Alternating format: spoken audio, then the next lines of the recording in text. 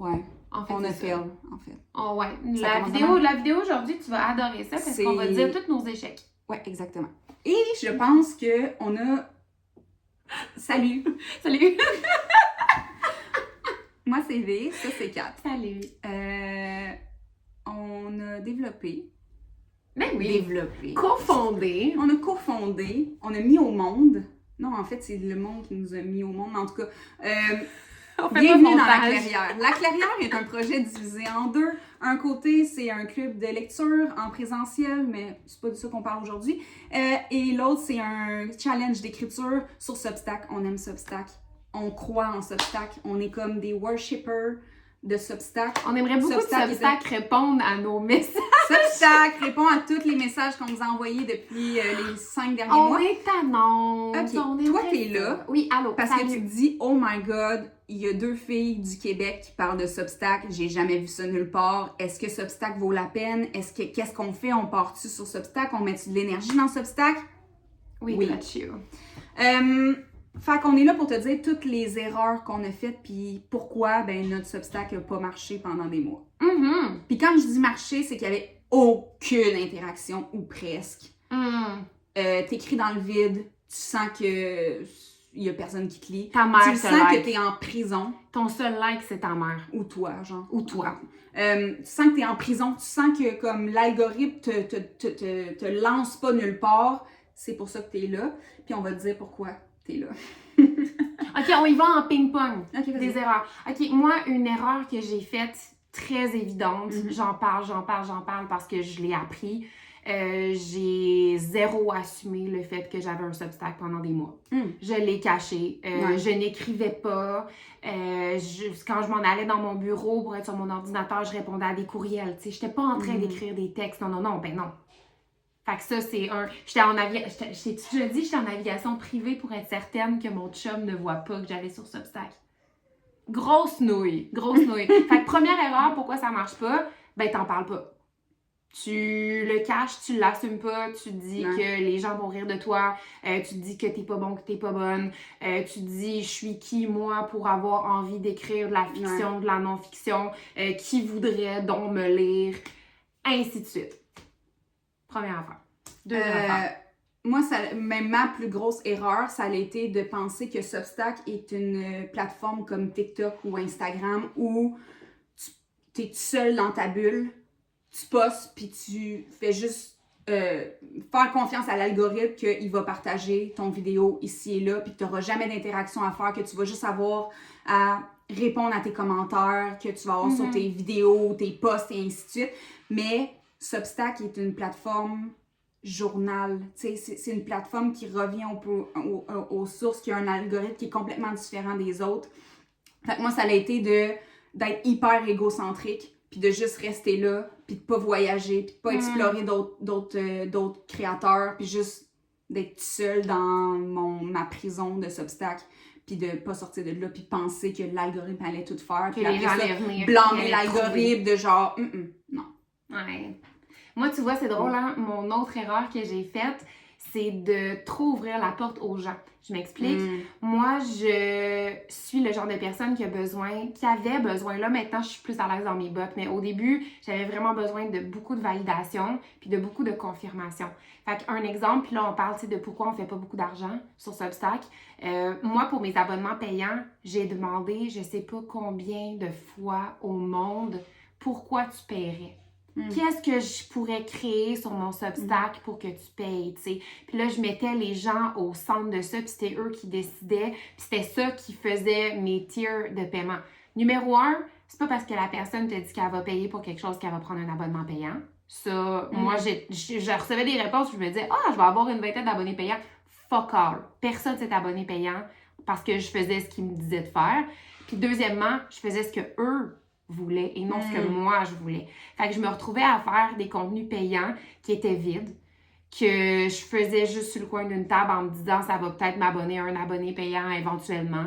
Le monde s'abonnait pas, le monde le lisait pas, le monde le considérait pas, puis moi j'avais pas de fun. Fait que ça, c'est une méchante grosse erreur de dire la valeur de mon art puis la valeur de ce que j'écris appartient aux gens qui paient et non à moi. Puis ça a été un gros apprentissage. Là, maintenant, bizarrement, mes affaires fonctionnent bien. Je fais des sous avec Substack, puis j'écris des choses que j'ai envie d'écrire qui sont payantes. À ton tour. Moi, je pense que une des grosses erreurs que j'ai faites, ça a été de pas être consciente du potentiel de Substack. Parce que moi, quand je suis arrivée sur Substack, c'était pas parce que j'avais envie d'utiliser la plateforme Substack pour écrire, c'était parce que j'ai emmené ma newsletter, tout mon following de newsletter sur Substack. Okay? Fait que j'ai passé des mois à écrire ma newsletter sur Substack, puis l'affaire qui arrive, c'est que je comprenais tellement pas la plateforme parce que moi, je pensais que c'était une plateforme de fucking newsletter, là, comme genre MailChimp ou Podio ou peu importe. Puis, de plus en plus, je perdais des abonnés pour plein de raisons, mais entre autres parce que faut se connecter sur Substack pour interagir. Puis moi, ma communauté sont comme m'en fous de Substack. Là. Je veux dire, je lis ça, mais j'interagis pas. Fait que là, ça l'ajoutait encore plus à la solitude. Puis là, moi j'ai jamais pris la peine de regarder Substack, c'est un social media. C'est un réseau social qui est complètement différent. Puis aussi, avec ça, j'arrivais avec ma vibe de créatrice de contenu, genre hyper productive et tout, sans prendre conscience, puis aussi apprécier la lenteur de Substack. Tu sais, on chie sur tout. On chie sur le fait que tout va vite, que tout est trop productif, que tout faut tout qu'il y ait une utilité et tout.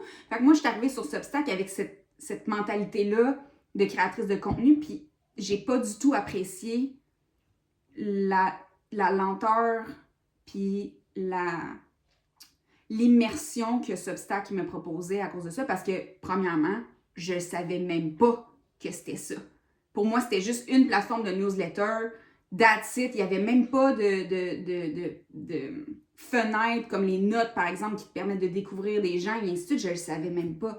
Fait que là, peut-être que tu es là, puis tu te dis, OK, moi, je vais utiliser ma newsletter, je vais utiliser Substack pour ma newsletter.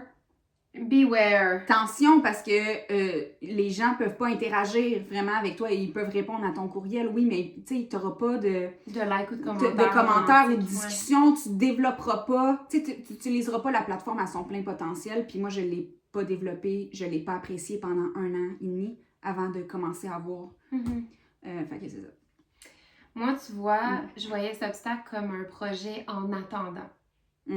Moi, c'était en attendant d'écrire un livre, en attendant d'être auteur à temps plein, en attendant de faire des salons du livre, en attendant d'être payée.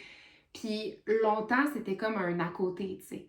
C'était genre, ben c'est cool, j'ai ça, mais tu sais, il faut que j'écrive des livres.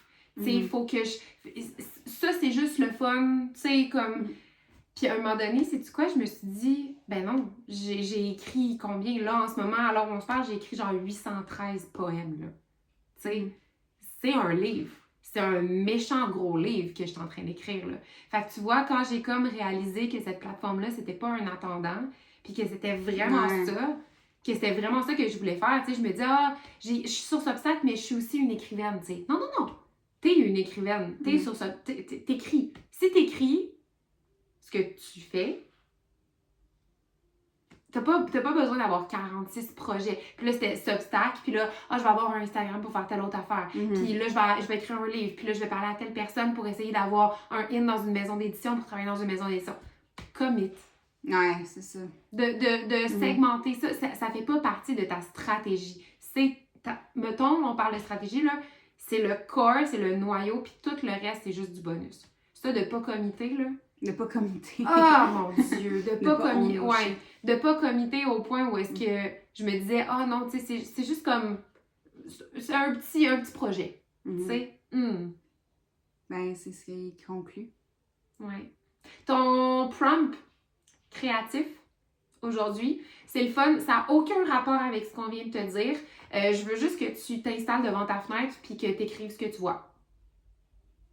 C'est ça ton prompt créatif aujourd'hui. J'ai pas le goût de te donner quoi que ce soit qui va te faire monétiser ou qui va te faire penser à autre chose que qu'est-ce que tu as en ce moment devant toi. Installe-toi devant une fenêtre avec ton petit carnet, ton petit ordinateur, ton téléphone, écris ce que tu vois, fais-en une note sur Substack, fais-en un article, fais-en un commentaire, tag-nous, viens nous partager dans les commentaires, puis on va tout lire. Ben en fait, moi, je vais tout lire, puis je vais partager les meilleurs, selon moi, à Vanessa. OK, puis viens nous voir sur Discord. Oui, aussi, ouais. Viens nous voir sur Discord parce qu'on va tout voir en temps réel ce que tu vas faire, puis on va pouvoir échanger avec toi, puis il y a plein de ressources qui sont déjà là, des petits challenges gratuits et tout. Du monde aussi, il y a plein de monde. Exact. Tout ce qu'on a partagé, écoute, c'est hyper valuable, mais les gens qui sont déjà dans la communauté, qui ont participé à notre produit signature, là, qui est un challenge d'écriture de 21 jours, là, où on travaille ensemble sur tous ces éléments-là, mais les gens qui l'ont fait sont aussi là et ils ont toutes leurs propres erreurs aussi. Fait que c'est vraiment intéressant d'en prendre conscience maintenant pour pas le faire. Mm-hmm. C'est fou à quel point tu peux gagner en expérience sans avoir passé à travers toutes ces erreurs-là parce que et puis on en fait encore, là. C'est pas parce ben que oui, puis on le découvre. découvre. J'en fais tout le temps. OK, bye. Thumbnail. Salut!